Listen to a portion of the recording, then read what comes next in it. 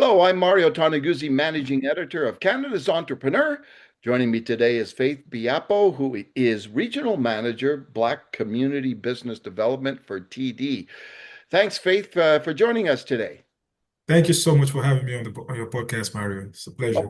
Okay, let's talk first of all about entrepreneurship in general in Canada. I keep hearing out there that we're seeing the beginning of a wave of retirements in for entrepreneurs. What can you tell me about that, and what you folks are seeing in that sense?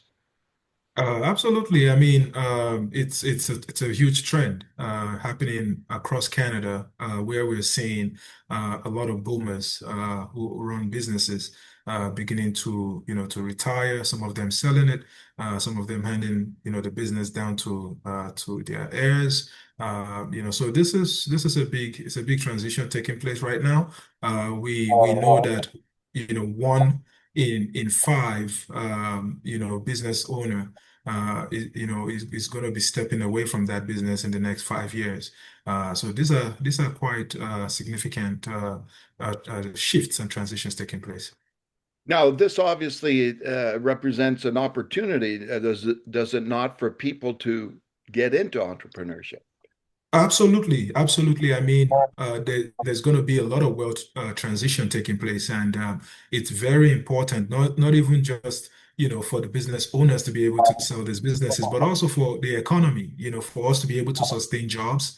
To keep institutional businesses within the same community, to make sure that communities continue to thrive and get the needed services and products that they've enjoyed for so long. Hmm. So, what's holding a lot of people back from becoming entrepreneurs? So I think first and foremost. It has to do with the level of education that we haven't really placed on acquisitions of business acquisitions. We have a very big startup culture in Canada where we tend to focus more on building businesses up from the scratch.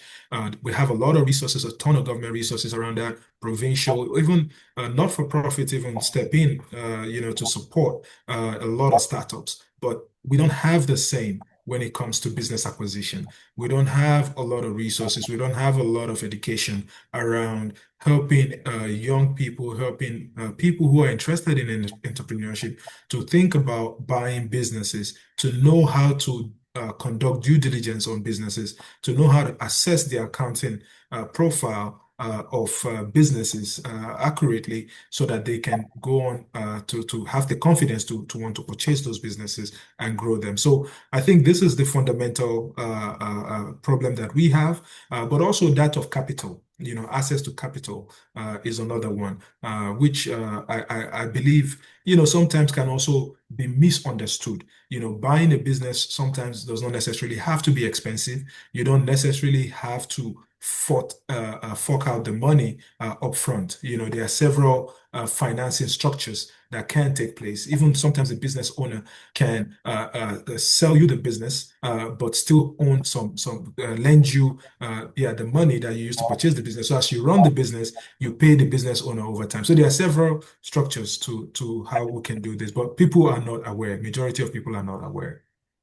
Let's talk about like certain groups, out there in the community, like the Black community. You know, you know, how are they in all this in terms of accessing the opportunity to become an entrepreneur? Sorry. Entrepreneurs, yeah. It's a very great question. I think, we have to also understand the historical migration patterns of different groups into Canada. And, for most of the members of the Black community, except for those who had, come to Canada through the Underground Railroad, majority came around the 70s and 80s, when a lot of African countries and Caribbean countries got their independence.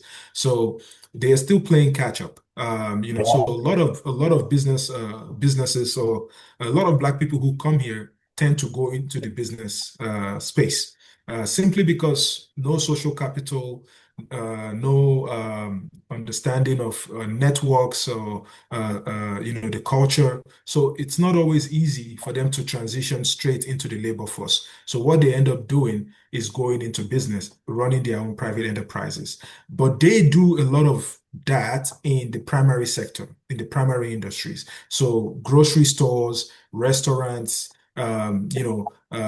convenience stores. That's where you find most of which is not bad, but I think it will take time for us to now start moving into maybe light industry and then to a bit more advanced type of industrial production. So these things will take time, but I do see a big potential for a lot of these newcomers to be able to acquire businesses that are already running and are already profitable with a clientele, but they would need to be educated.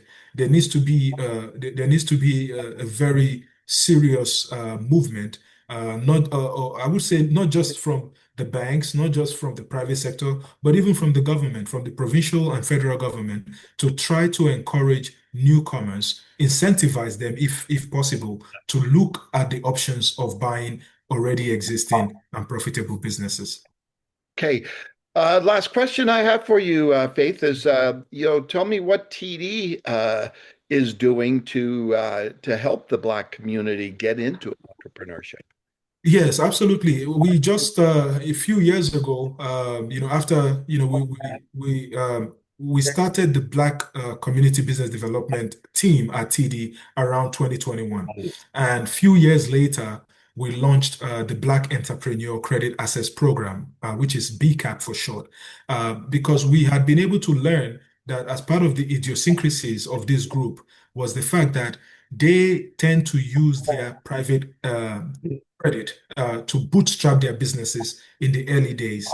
And some of them end up damaging their credit profile because, of the business. And some of them, the ones who are lucky to see their business actually start to thrive, cannot boost it. They can't grow it beyond a certain point because they need capital to be able to do that. And it was something that became sort of like a negative cycle. They can't get credit because credit score is bad, and back and forth. So we decided to say, okay, how do we look at this from a holistic standpoint? How do we take the entrepreneur, look at his experience, look at his understanding of the business, and also look at how the business has been managed in recent times and the potential of that business to actually generate revenue to pay off the debt.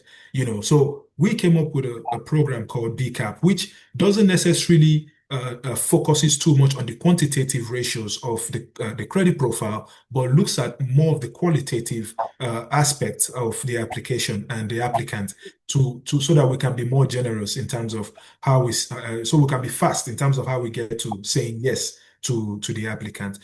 So we can lend entrepreneurs up to $250,000 under this program, as long as the business is majority Black. It has to be at least 51% owned by a Black individual. And we support them, we advise them. We have a whole ecosystem of partners that we work with, including FACE, the Black Opportunity Fund, and several other partners in the community to make sure that they get a very good support along their financial journey. All right, wonderful. Well, thanks so much for taking the time and joining us today. Thank you, Mario. Thank you for having me. It's a pleasure. Okay, that was Faith Biapo, who is Regional Manager, Black Community Business Development with TD. I'm Mario Toneguzzi, Managing Editor of Canada's Entrepreneur. Thanks for joining us today.